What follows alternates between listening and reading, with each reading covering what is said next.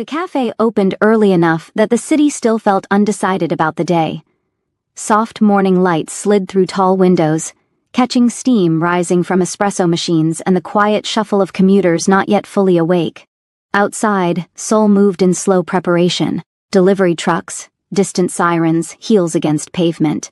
Inside, Danielle Carter preferred the corner table near the window. It had become hers without announcement. Laptop open.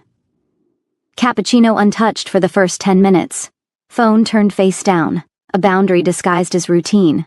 At 43, Danielle had learned the value of controlled mornings. No rushing, no reacting, no beginning the day already belonging to someone else's demands. She reviewed a presentation slide, adjusted wording, then paused long enough to watch people pass outside. A young couple laughing too loudly, a man arguing gently into his phone, life continuing without asking permission. 3 years earlier, Danielle had followed her husband to Seoul during his international assignment. The marriage ended there, quietly. Instead of returning home, Danielle chose to remain in Seoul and rebuild everything from the ground up. In time, she did. She didn't think about him often anymore, but sometimes memory arrived the way old music did, uninvited, familiar, harmless now. He had left politely. That was almost worse. No shouting. No betrayal discovered dramatically, just a conversation at the kitchen island explaining that he'd grown in a different direction. The different direction had been 24 years old. Danielle closed the thought before it settled. Her life now was stable. Better, honestly. Partner at a consulting firm, speaking invitations, travel when she wanted it, evenings that belonged entirely to her. Peace had replaced expectation, and peace, she had learned, was expensive to rebuild, which was why she barely noticed the man approaching her table until coffee splashed across the edge of her laptop. "Oh, damn, I'm so sorry." The voice was calm but genuinely alarmed. Danielle looked up, tall, broad-shouldered, a tailored suit falling cleanly along his frame. His hair was slightly wind-tousled, as if he had walked quickly.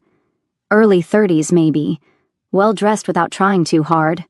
He was already pulling napkins from the counter behind him. "I didn't see your laptop," he said, carefully blotting the table rather than touching her computer. "Did it get inside?" Danielle checked the keyboard, a small drop near the corner. She exhaled. "I think we survived." Relief crossed his face immediately, not exaggerated, just real. "Good. I would hate to be responsible for ruining someone's morning productivity." She smiled faintly despite herself. "That depends," she said. "Were you trying to sabotage corporate consulting before 9 a.m.? He paused, amused. Tempting mission. But no. He straightened slightly, still holding napkins. "I owe you another coffee." "You really don't." "I do," he said simply. "I interrupted your work." There was no flirtation in the tone, just certainty. Danielle studied him for a brief second. The easy composure, the lack of awkward overcompensation most younger men fell into when speaking to her. "All right," she said. "Replacement cappuccino." He nodded once as if completing a small agreement, then walked to the counter. She returned to her laptop, but found herself aware of him anyway. Not because he was handsome, though he was. Because he moved like someone accustomed to responsibility. People shifted subtly to give him space without realizing why. A few minutes later he returned, placing the drink carefully beside her. "Peace offering." "Accepted." He hesitated, then gestured lightly toward the empty chair across from her. "May I sit for a minute?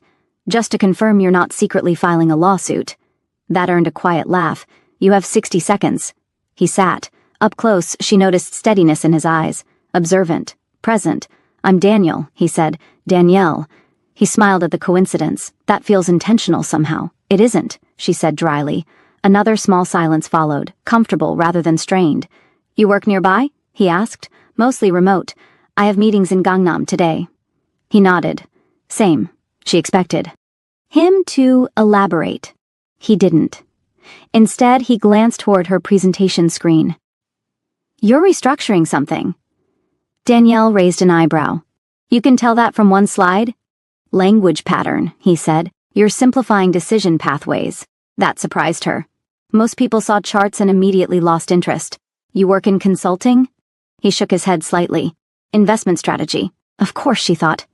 Sometimes he arrived first. Sometimes she did. They never scheduled anything. But conversations lengthened. 10 minutes, 15, once nearly 30 before she noticed the time. Daniel listened more than he spoke. asked thoughtful questions without interrogation. He never checked his phone while she talked. That alone set him apart. One morning, as rain streaked the windows, Danielle finally asked, "Do you always talk to strangers this consistently?" He considered the question, carefully. "No." She waited. "I talk to people I find interesting." The answer landed gently, not flirtatious, not heavy, just honest. Danielle stirred her coffee, gaze lowering briefly. "You realize I'm probably at least 10 years older than you." 12, he said calmly. Her head lifted. "You calculated?" I noticed. No embarrassment, no defensiveness. "And that doesn't bother you?" she asked. Daniel leaned back slightly. "Should it bother me?" She studied him, searching for irony. There wasn't any. "Young men sometimes confuse admiration with curiosity," she said, "and older people sometimes assume interest must have an expiration date." The reply was soft, respectful, but firm. Danielle felt something shift inside her then, not attraction exactly, awareness, dangerous territory. She closed her laptop. "I should go." He nodded immediately, standing with her. Outside, rain had slowed to mist. They paused under the cafe awning. "Well," she said lightly, "try not to spill anything next time. I'll continue improving." She started to walk away. "Danielle." She turned. Daniel hesitated only briefly. "Would you have dinner with me sometime?" There it was, simple, direct, no performance. She felt the familiar instinct rise, the careful distance she had built after divorce, after disappointment, after learning how easily stability could disappear. "You don't know enough about me to ask that." "I'm working on that," he said. A small smile tugged at her mouth despite resistance. "And if I say no?" Seoul had thousands of them. "Well," she said, closing her laptop halfway, "your observational skills are impressive for someone who just committed coffee assault." He smiled again, quieter this time. "I'll take partial redemption." He stood after a moment. "I should let you work. No lingering, no attempt to extend the interaction. Just polite closure." Danielle watched him walk toward the door, already assuming the moment had ended exactly where it should. A normal morning interaction. Nothing more. 2 days later he appeared again. Same cafe, different morning. Danielle noticed him only because he paused when he saw her, as though confirming recognition before approaching. "Good news," Daniel said, "no beverages in hand this time." She laughed softly. "You learned. I adapt quickly." He ordered coffee and, without asking, sat briefly across from her again. Conversation unfolded easily. Work frustrations, favorite neighborhoods, the absurd cost of parking downtown. Nothing personal. Nothing probing. When he left, Danielle realized something unexpected. She had enjoyed the interruption. Over the next 2 weeks, their meetings became accidental enough to remain believable. "Then I'll still enjoy coffee conversations. No pressure, no persuasion, just patience." Danielle considered him for a long moment, rain tapping softly around them. A younger man standing calmly in front of her, as though the answer mattered, but not urgently. "I'll think about it," she said. Daniel nodded once. "That's fair." She walked toward the subway afterward, feeling something unfamiliar trailing behind her. Not excitement, not fear. Possibility. And she wasn't sure yet whether that was comforting or complicated. Danielle told herself she had forgotten about the dinner invitation. That was the version she preferred. Busy week, client deadlines, a panel discussion in Incheon, flights to coordinate for a leadership retreat. Life moving at the efficient pace she had carefully rebuilt after divorce, structured enough that emotions rarely interrupted productivity. And yet, Thursday morning found her choosing her outfit for coffee with slightly more consideration than usual. She noticed it halfway through buttoning her blouse. Annoying. "You're going for coffee," she muttered to herself in the mirror. Not a date. The distinction mattered, because she had not said yes.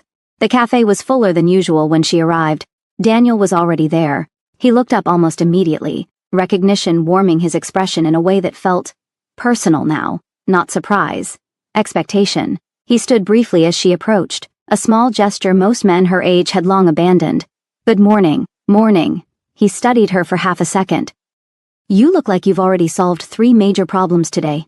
"Only 2, she said, setting down her bag. "The third is pending." He smiled, sliding her usual cappuccino toward her. Danielle paused. "You ordered for me?" "I took a risk." She glanced at the cup, then back at him. "That's either confident or dangerous." "I'm hoping confident." She sat, wrapping her hands around the warmth of the mug. It shouldn't have felt intimate, but it did. Conversation moved easily now. No cautious introductions required. She learned Daniel traveled frequently between Seoul and Busan, that he preferred early mornings because fewer people demanded things from him then, that he read nonfiction almost exclusively but secretly liked old romantic films his mother insisted on rewatching every holiday. He learned Danielle ran complex organizational strategy projects, mentored younger professionals, and cooked elaborate meals only when no one else was around to witness it. "You cook privately?" he asked. "I relax privately," she corrected. He nodded as if understanding something deeper than the words. There was a steadiness about him Danielle found increasingly disarming. No rush, no attempt to impress, just presence. After a pause, he said quietly, "Have you thought about dinner?" Direct again. She appreciated that more than she expected. "Yes, and?" Danielle exhaled slowly. "I'm hesitant." Daniel didn't interrupt. She appreciated that too. "I've only recently reached a place where my life feels balanced," she continued. "Dating complicates things." "Because of the divorce?" She met his gaze. "Yes." He absorbed that without curiosity or pity, just acknowledgement. "That makes sense," he said. No argument, no reassurance speech, just acceptance.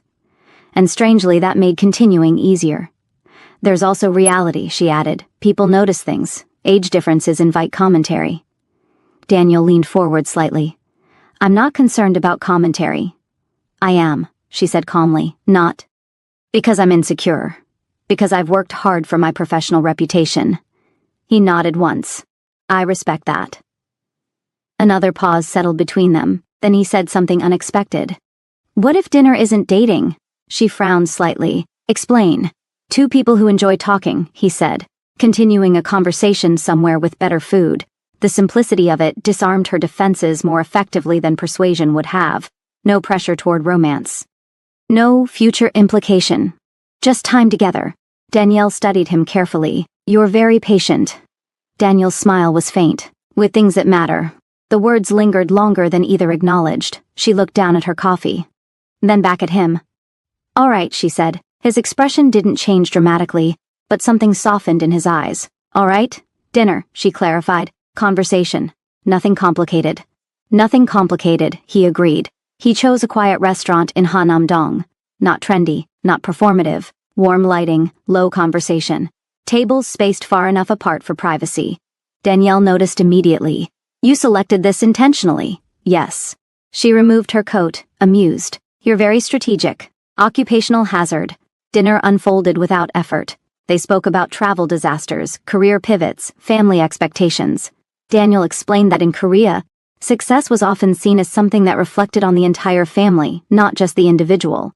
He asked thoughtful questions, but offered pieces of himself naturally, rather than defensively. At one point she asked, "What exactly do you do in investment strategy?" He hesitated briefly. "I manage part of my family's firm." "Part?" "A large part." There was restraint in the answer. Danielle recognized it instantly. Someone accustomed to downplaying influence to avoid changing how people behaved around them. She didn't press. Instead she said, "You're careful about how much you reveal." Daniel smiled slightly. "So are you. Fair." Later, as dessert arrived, Danielle noticed something unfamiliar. She wasn't evaluating the evening, wasn't calculating emotional risk. She was simply enjoying herself. That realization unsettled her more than attraction would have. Outside, the night air carried early spring warmth. They walked slowly toward the street. Daniel stopped. "I had a good time," he said. "So did I." Neither moved immediately. The moment stretched, not awkward, just aware. He didn't step closer, didn't assume intimacy. Finally, Danielle said, half teasing, "You're surprisingly restrained." Daniel met her gaze steadily. "I don't rush things I want to last." The statement landed quietly but unmistakably. Her breath caught just slightly. And for the first time, Danielle realized something important. This wasn't casual interest. He was choosing her deliberately. That realization followed her all the way home. Over the following weeks, Daniel became a gentle presence in her routine. Lunch between meetings, walks along the Han River on Sunday mornings, text messages that were thoughtful but never intrusive. "Hope your presentation went well. You mentioned liking this author. Thought of you. No excessive attention, just consistency." One evening after work, Danielle joined him at an art exhibit in Gangnam. Watching him move easily through conversations with collectors and organizers, she began noticing details she had missed before. People recognized him, deferred subtly. One gallery owner greeted him with particular familiarity. "Daniel, good to see you again." The tone carried respect bordering on deference. Danielle glanced at him afterward. "You understated your position." He exhaled quietly. "I prefer meeting people without context first." She stopped walking. "How large is your family's firm?" Daniel considered whether honesty would change things, then chose it anyway. "Global." Danielle laughed softly in disbelief. "You're serious?" "Yes." The implications settled slowly. Wealth, influence, public visibility. A moment passed. "Then, Daniel, only where it matters." Danielle set the phone down, smiling despite herself. For years after her divorce, she had believed love, real attention, intentional affection, belonged to an earlier chapter of life, something people experienced before disappointment taught caution. But Daniel wasn't rushing past her defenses. He was waiting at them, patiently, as if he had already decided she was worth the time. And for the first time in a long while, Danielle wondered what it might feel like to be chosen again. Danielle realized something had changed the afternoon she stopped checking herself. Not in mirrors, in reactions. For weeks, time with Daniel had existed in a contained space: coffee shops, quiet dinners, walks where no one paid particular attention. Their connection lived comfortably outside scrutiny, private, manageable, safe. That illusion ended on a Thursday evening. Daniel had invited her to a charity reception at the Liam Samsung Museum of Art. "It's low pressure," he assured her earlier that week. "An arts foundation my family supports. We can stay 20 minutes if you hate it." Danielle had hesitated longer than usual before agreeing. Public settings introduced variables, visibility, interpretation, but avoiding reality indefinitely felt childish, and she refused to behave as though she had something to hide. So she went. The museum glowed with evening light, glass walls reflecting the city skyline. Conversations floated beneath soft music, guests moving slowly between exhibits with champagne in hand. Danielle paused just inside the entrance. "This is not low pressure," she murmured. Daniel smiled beside her. Relatively speaking. He looked effortlessly at ease in a tailored dark suit, greeting people with quiet familiarity rather than showmanship. Danielle noticed immediately how others responded to him. Recognition came first, then respect. Several conversations paused when he entered a space. "Ah," she thought, "now an entirely different world than the one she occupied." She crossed her arms lightly, not defensive, just thinking. "This," she said carefully, gesturing between them, "is exactly the complication I meant." Daniel didn't argue. "I know. You could date anyone," she continued. "Someone younger, someone already part of that environment." "I could," he agreed. "And yet," his answer came without hesitation, "I prefer you. Simple, unadorned, certain." Danielle looked away briefly, gathering composure she suddenly needed. The city lights reflected across the water beside them. "You make this sound easy." "It isn't," he said quietly. "But it's clear." She studied him again, the calm certainty, the absence of performance. And something inside her carefully guarded heart shifted another small degree. Not surrender, but trust beginning to consider possibility. Later that night, Danielle sat alone in her apartment, heels kicked off near the door. Her phone lit up with a message. "Daniel, thank you for tonight." She stared at the screen longer than necessary before replying. "Danielle, I'm starting to think you're intentionally persistent." "Understand." A woman approached within minutes. Elegant, late 50s, warm but perceptive eyes. "Daniel." He leaned slightly to kiss her cheek. "Claire." Her gaze shifted to Danielle, instantly curious but gracious. "And you must be Danielle. Not who is this. Not surprise. Just awareness." Daniel introduced them calmly. "Danielle Carter. Claire runs the foundation." Claire's smile deepened. "I've heard you speak about organizational leadership before," she said to Danielle. "Your panel last year was excellent." Danielle blinked, genuinely surprised. "You attended?" "My daughter insisted," Claire said. "She works in policy." Conversation flowed naturally, but Danielle noticed something beneath it, a subtle assessment common in professional circles. Interest. Context gathering, nothing rude, just observation. When Claire moved on, Danielle turned slightly toward Daniel. You didn't warn me people might recognize me. You're accomplished, he said simply. That wasn't my concern. I know. His tone suggested he understood exactly what she meant. As the evening continued, Danielle became increasingly aware of attention, not overt, but present. A glance held slightly longer, a whispered exchange nearby. The difference between anonymity and association. At one point, while Daniel spoke briefly with a donor, Danielle stepped aside near a sculpture display. Two women nearby spoke quietly, unaware she could hear them clearly. That's Daniel Park. I know, and I'm not sure. Older, though. A small pause. Well, interesting choice. Danielle didn't react outwardly. Years of executive leadership had trained her face into composure under scrutiny.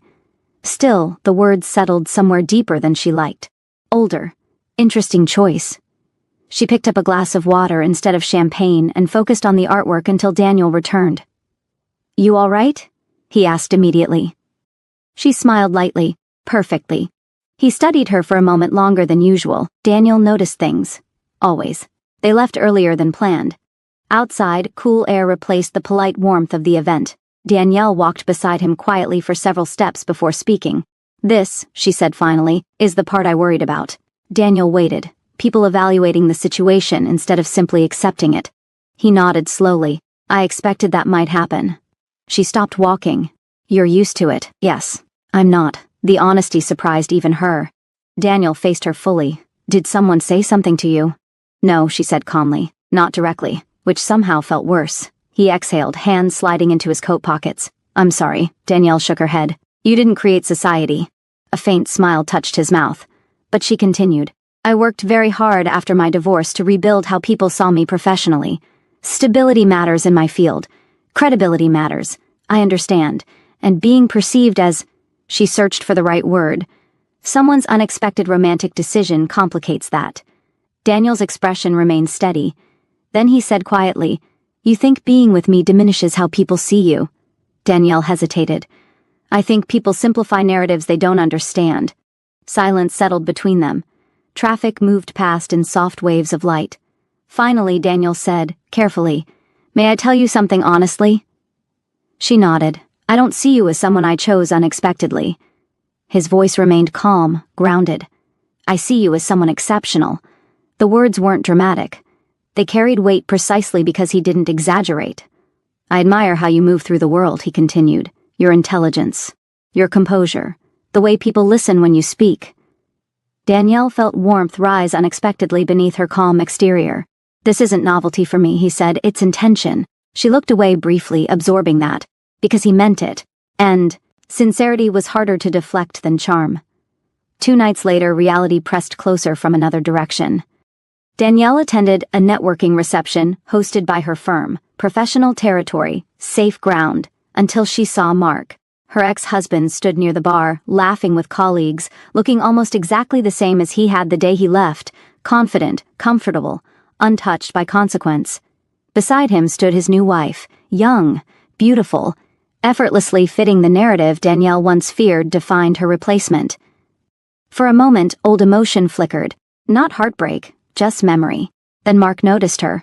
Surprise crossed his face before he approached. Danielle. Mark. Polite smiles. Civil distance. You look good, he said. I am good. His gaze lingered a moment, assessing. I heard you've been doing well professionally. I have. A pause followed. Then, casually, too casually, he added, Someone mentioned seeing you at the museum event the other night. Of course they had. Seoul was small that way. Danielle held his gaze evenly. Yes. Mark hesitated. I didn't realize you were dating again. The slight emphasis didn't escape her. Neither did I, she said calmly. He laughed awkwardly. Well, good for you. But curiosity remained visible. And he's younger, right? There it was. Not cruel, just incredulous. Danielle felt something unexpected then. Not embarrassment. Clarity. Yes, she said simply. Mark nodded slowly, processing. I guess everyone moves on differently. Danielle smiled politely. Yes, they do. She excused herself moments later, conversation complete. Walking away, she realized something important. Mark's opinion no longer mattered. Not truly. What unsettled her wasn't judgment. It was how much Daniel's presence now influenced how she saw herself again. Later that evening, Daniel called, not texted, called. "I was thinking about you," he said when she answered. Danielle leaned against her kitchen counter, tired but oddly comforted by his voice. "I survived a professional gathering involving my past life." "That sounds ominous. I saw my ex-husband." A small pause. "And?" She considered her answer carefully. "It didn't hurt." Daniel exhaled quietly, relief unmistakable. "I'm glad." Another silence followed, comfortable now. Then Danielle said softly, almost to herself, "This is becoming real." "Yes," Daniel said. No hesitation, no uncertainty, just acknowledgement. She closed her eyes briefly, because real meant risk. Real meant allowing someone close enough to matter again. And, somewhere between spilled coffee and quiet persistence, Daniel had crossed that distance. After they ended the call, Danielle stood by her window overlooking the city lights. For years she had believed love belonged to youth, to earlier chapters before disappointment reshaped expectations. But Daniel didn't treat her like a second chance. He treated her like the right one, and slowly, carefully, she was beginning to believe him. Danielle noticed the shift before anyone said it aloud. Daniel stopped behaving as though their relationship existed in careful compartments, not abruptly, not dramatically, just naturally. He invited her into parts of his life that were no longer incidental, and that changed everything. It began on a Sunday morning. They walked along the Han River. Near Hanam-dong, early enough that runners and dog walkers outnumbered tourists. The river moved slowly beside them, sunlight breaking across the water in quiet flashes. Danielle held her coffee with both hands, enjoying the calm. Daniel walked beside her, unhurried as always. "You're thinking about something," she said without looking at him. "I am." She smiled faintly. "You get quieter when you're deciding how to say something." He glanced at her, amused. "You've learned my patterns. I observe for a living." A few more steps passed before he spoke. "My parents are hosting a dinner next weekend." Danielle immediately understood the implication. She stopped walking. Daniel stopped with her. "And?" she asked carefully. "I'd like you to come with me." There it was. Not casual, not accidental. An introduction. Danielle exhaled slowly. "That feels significant." "It is." He didn't soften it or pretend otherwise. She appreciated that, even as hesitation rose instinctively. "Daniel," she searched for precise language. "Meeting family changes the context of things. I know, and your family operates at a level where relationships aren't just personal decisions." A faint smile touched his mouth. "You understand faster than most people." She crossed her arms lightly, thinking, "I don't want to become a topic of strategic discussion at someone's dining table." "You won't," he said calmly. She raised an eyebrow. "You can guarantee that?" "No," he admitted, "but I can guarantee how I respond to it." That answer mattered more than reassurance would have. Still, Danielle hesitated, not because she doubted him, because accepting meant acknowledging how serious this had become. 3 months ago, she had been rebuilding quiet independence. Now, a younger heir to a global firm was asking her to step into his family's world. Life had a strange sense of humor. "You're very certain about this," she said. Daniel met her gaze steadily. "I'm certain about you." The simplicity of it unsettled her defenses again. He wasn't escalating emotionally. He was simply continuing forward. After a long moment, Danielle nodded once. "All right." Relief flickered briefly across his expression, gone almost instantly, but she caught it, and something warm settled in her chest. The dinner took place at his parents' home in Songbuk-dong. Danielle understood immediately that home was an understatement. The property sat behind understated gates, elegant rather than ostentatious. Warm lighting glowed through large windows, the architecture modern but welcoming. Daniel noticed her taking it in. "You can still change your mind," he said quietly as they approached the entrance. She smiled. "I've presented quarterly restructuring plans to rooms full of hostile executives." He laughed softly. "I believe you'll survive." The door opened before they knocked. His mother greeted them first. Graceful, observant, warm eyes that immediately reminded Danielle of Daniel himself. "Daniel," she said, embracing him before turning toward Danielle. "And you must be Danielle." No surprise, no hesitation, just calm curiosity. Danielle extended her hand, but Daniel's mother gently pulled her into a brief hug instead. "We're very happy to finally meet you." Finally. Danielle noticed the word. Inside, the atmosphere surprised her, not formal. Family photographs lined the walls. Soft conversation drifted from the dining room. Daniel's father stood as they entered, distinguished, composed, carrying quiet authority without intimidation. Dinner unfolded smoothly. Conversation ranged from travel to education policy to art acquisitions. Danielle held her own easily, years of professional leadership making high-level discussions second nature. She noticed something. Gradually, Daniel's parents weren't evaluating her age, they were evaluating her intellect, presence, character. At one point his father asked, "What do you enjoy most about your work?" Not a test, a genuine question. Danielle answered honestly about helping organizations function more humanely, about leadership decisions affecting real lives. Daniel watched her speak, pride unmistakable in the quiet attention he gave her. His mother noticed. Danielle saw that too. Later, while Daniel stepped away briefly to take a call, his mother poured tea and sat beside her. "He speaks about you often," she said gently. Danielle blinked. "He does?" "Yes." A small smile. "My son is thoughtful with his attention. He doesn't invest it lightly." Danielle absorbed that quietly. "I wasn't expecting any of this," she admitted. His mother nodded knowingly. Life rarely follows expected timelines. There was kindness in the statement, not probing, not judgmental, just understanding. When Daniel returned, conversation resumed effortlessly, but Danielle realized something important before the evening ended. He hadn't brought her here cautiously, he had brought her proudly. The shift became unmistakable days later. Daniel attended one of Danielle's professional speaking engagements. He sat quietly near the back of the room while she presented to senior executives about organizational leadership and employee culture. Danielle noticed him immediately, but continued without acknowledging it. Afterward, several colleagues approached her. One leaned closer, smiling. "Your partner seems very impressed." Danielle followed her gaze. Daniel stood speaking politely with attendees who had introduced themselves to him. Not inserting himself, just present. When he walked toward her afterward, his expression carried genuine admiration. "You're remarkable up there," he said. She laughed lightly. "You sound surprised." "I'm not surprised," he corrected. "I'm impressed." He said it without hesitation, without insecurity.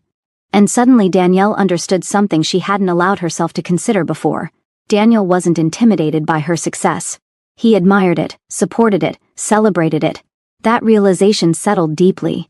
Because her marriage had slowly eroded under subtle competition, neither of them had acknowledged until it was too late. With Daniel, there was no competition, only alignment.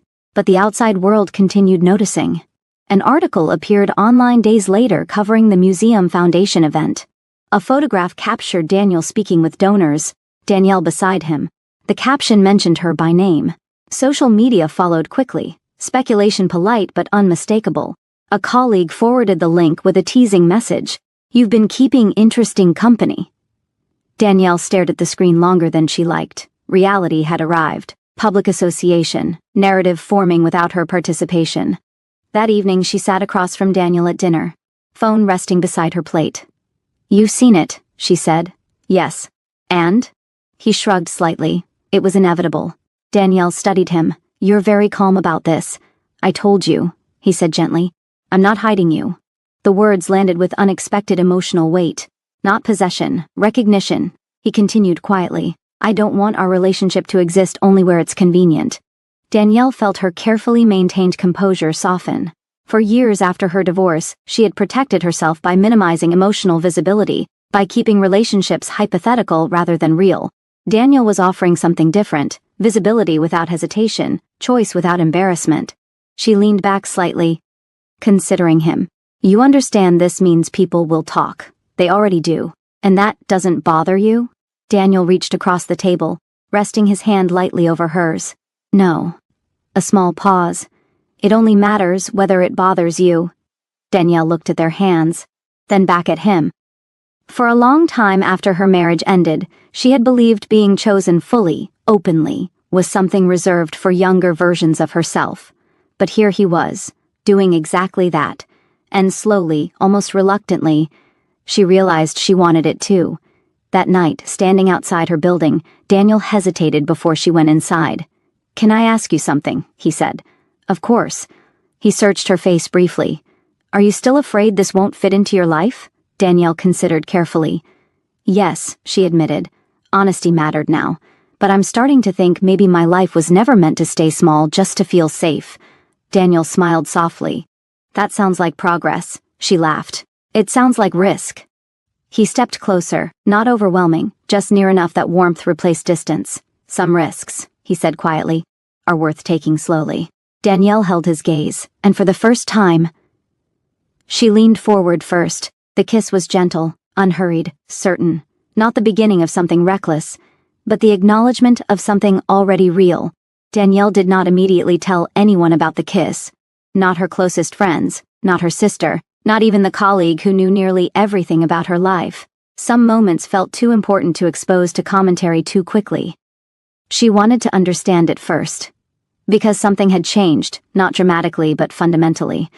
For months, she and Daniel had existed in careful progression. Conversation, trust, shared space growing naturally between them. The kiss removed ambiguity, and strangely, that made Danielle quieter, rather than euphoric. She found herself paying attention to smaller things. How Daniel reached for her hand automatically when crossing busy streets.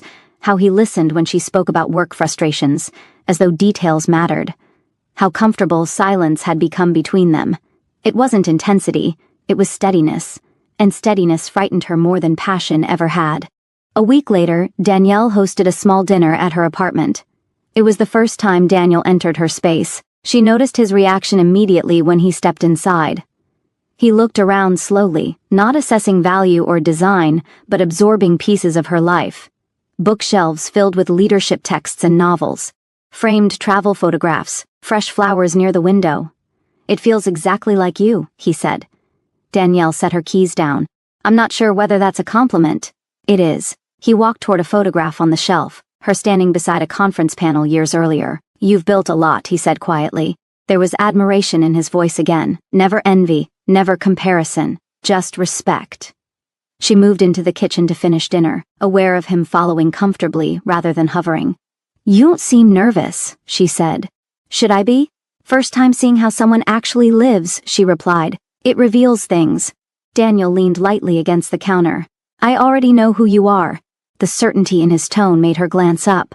That's a confident statement. It's an observed one. Dinner unfolded easily. Music low, conversation moving between serious and playful without effort.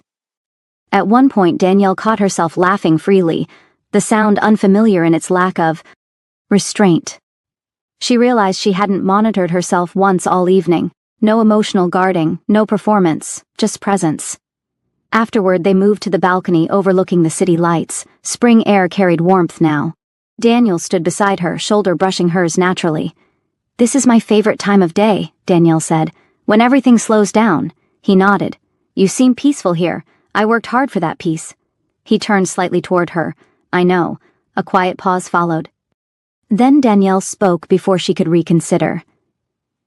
My marriage didn't end dramatically, she said. People assume betrayal or fighting, but it was quieter. Daniel listened without interruption. He stopped choosing the life we built, she continued. And I didn't realize how lonely I'd already become until he left. The admission hung in the air.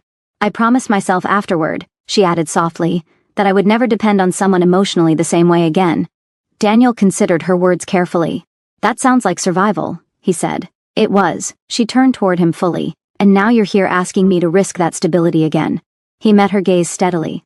I'm not asking you to lose stability. Then what are you asking? Daniel hesitated only briefly. To share it. The distinction landed deeper than she expected. No rescue narrative. No emotional takeover. Partnership. Danielle looked away toward the skyline, absorbing the quiet sincerity of it. You make this feel safe, she admitted. It should feel safe. Another silence settled, comfortable, honest. Then he said something that shifted everything. I'm not interested in convincing you quickly. She frowned slightly. No? Daniel shook his head. I want you to believe me naturally. The words settled slowly inside her. Because belief, not attraction, had always been the real barrier. Attraction was easy. Trust was earned. A few days later, reality tested that fragile belief. Danielle attended a professional luncheon when a colleague approached cautiously. I hope you don't mind me asking, the woman said, lowering her voice, but are you involved with Daniel Park? Danielle paused. Yes. The colleague nodded thoughtfully. He's very visible right now. Business press, philanthropy boards. People notice who he spends time with. Danielle held her composure. I'm aware. The woman smiled kindly for what it's worth. You seem happy. The comment surprised her. Not judgment, observation. And Danielle realized something then. People weren't universally critical. Some simply saw what was real. That evening she met Daniel after work. They walked through a quiet park, dusk settling around them. Danielle stopped near a bench. I need to ask you something honestly, always. She faced him. This isn't temporary for you, is it? Daniel didn't answer immediately, not because he doubted, but because he understood the weight behind the question. No, he said finally. His voice was calm, certain. I don't invest time this way casually. She searched his expression. You understand our lives look very different. Yes, and eventually expectations will come. About marriage, image, family. Daniel nodded once. They already exist. And that doesn't concern you? It only concerns me if it pressures you. Danielle felt emotion rise unexpectedly. Not fear this time, but recognition. He wasn't idealizing her. He wasn't chasing novelty. He had thought about the future already. Carefully. Intentionally. Why me? She asked quietly. The question escaped before she could filter it. Daniel smiled slightly, not amused, just gentle. Because when I'm with you, he said, I feel calm. She blinked. I've met many impressive people, he continued, but very few who feel real. His gaze softened. You know who you are. You don't perform for approval. You make space for people to be honest. Danielle felt her throat tighten slightly. And I admire that, he finished. No grand declaration. Just truth. And suddenly something inside her finally settled. For months she had waited for uncertainty, for signs this was infatuation or curiosity that would fade. But Daniel remained consistent, patient, certain. She realized then she no longer doubted his feelings. The hesitation left belonged entirely to her past. Danielle stepped closer. Her hand found his naturally. I think, she said slowly, I'm starting to believe you. Daniel's expression softened, not triumphant, just relieved. That's enough. And for the first time since her divorce, Danielle allowed herself to imagine a future that didn't feel like recovery, but continuation. Later that night, alone in her apartment, Danielle reflected on how quietly everything had changed. Love hadn't returned dramatically. It hadn't demanded attention. It had arrived patiently, through conversation, consistency, choice repeated over time, and somewhere along the way, she stopped feeling like a woman rebuilding after loss. She felt wanted, seen, chosen, not despite her life experience, but because of it. Summer arrived gradually in Seoul, longer evenings, open restaurant patios, the city softening into warmth after months of restraint. Danielle noticed how naturally Daniel now existed inside her life. There had been no defining moment where things officially changed, no dramatic declaration marking transition from dating into something deeper. It simply happened. He knew which mornings she preferred silence before meetings. She knew when his travel schedule exhausted him, even if he insisted he was fine. Their routines began overlapping until separation felt less natural than togetherness. And still, Danielle occasionally caught herself waiting for uncertainty. Old habits took time to disappear. The invitation came on an ordinary Tuesday evening. Daniel called while she was finishing work. Are you free Saturday? He asked. I think so. Why? A small gathering at our foundation property outside the city. Nothing formal. She smiled faintly. You always say that. This time I mean it. Something in his tone felt thoughtful, carefully arranged but not secretive. All right, she said. I'll come. The property overlooked rolling green hills in Yongpyong, just outside Seoul. Late afternoon sunlight stretched across gardens and stone walkways as guests moved easily between conversation groups. It truly was smaller than previous events. Friends, colleagues, a few family connections. Comfortable, intentional. Daniel stayed close without hovering, introducing her naturally rather than ceremonially. Danielle realized something important as the evening unfolded. No one seemed surprised by her presence anymore. She wasn't being evaluated. She belonged. That realization settled quietly but deeply. As sunset approached, Daniel touched her arm gently. Walk with me? They moved away from the gathering toward a path leading down a small hill overlooking the valley below. Cicadas hummed softly in the distance. For a moment neither spoke. Danielle sensed purpose now, not pressure, just meaning. You've been very patient with me, she said lightly. Daniel glanced at her. I never felt rushed, she smiled. That's because you weren't the one relearning how to trust happiness. He didn't argue. They reached a quiet overlook where golden light spread across the landscape. Daniel turned toward her fully. "I wanted tonight to feel normal," he said. "It does." He nodded once, as if confirming something internally. Then he spoke carefully. "When we first met, I wasn't expecting anything significant." Danielle laughed softly. "You spilled coffee on me. One of my better decisions, apparently." She smiled, but sensed seriousness beneath his calm tone. Daniel continued. "I've spent most of my life around relationships shaped by expectation. Timelines, appearances, strategic compatibility." She listened quietly. "And then I met you," he said, "and everything felt uncomplicated." Danielle's expression softened. "You make my life quieter," he added. "Better." The honesty in his voice made her chest tighten slightly. "I don't want something temporary with you," he said. "Not dramatic, not rehearsed, just clear. I want a life where you're part of it." The words hung gently between them. Daniel reached into his jacket, not hurriedly, and Danielle's breath caught before she could stop herself. He noticed immediately. A small smile touched his mouth. "I'm not proposing tonight," he said softly. She laughed in relief and embarrassment. "Good, because my heart just accelerated dangerously." He pulled out a small velvet box anyway. Danielle blinked. "Daniel." He opened it. Inside rested a simple, elegant ring. Not extravagant, just beautiful. Her confusion showed instantly. "This belonged to my grandmother," he explained. "She believed commitment begins long before marriage." Danielle looked from the ring back to him. "I'm not asking you for an answer tonight," he said gently. "I'm asking you to understand where I stand." He held her gaze steadily. "I see a future with you, and whenever you're ready for that future fully, I'll be here. No pressure, no timeline, just certainty offered openly." Danielle felt emotion rise unexpectedly, not overwhelming but profound, because for years she had quietly believed love after divorce came with conditions. Compromise, reduced expectation, careful optimism. But Daniel wasn't offering cautious affection. He was offering permanence, with patience. Her voice softened. "You're very sure about this. I've been sure for a long time." She looked at the ring again, then back at him. "And if I take longer than you expect?" Daniel smiled. "I already planned for that." A laugh escaped her, emotional warmth breaking through restraint. She stepped closer. "You know," she said quietly, "after my marriage ended, I thought the best part of my life had already happened." He listened carefully. "I rebuilt everything alone," she continued, "and I convinced myself that independence was enough." Daniel's expression softened. "But then you kept showing up," she said. "Coffee mornings, walks, conversations, patience without demand, and somewhere along the way," she finished, "I stopped protecting myself from happiness." The admission lingered between them. Danielle reached forward, closing his hand gently around the ring box. "I'm not afraid anymore." Daniel's shoulders relaxed slightly, the first visible release of tension she had ever seen from him. She smiled softly.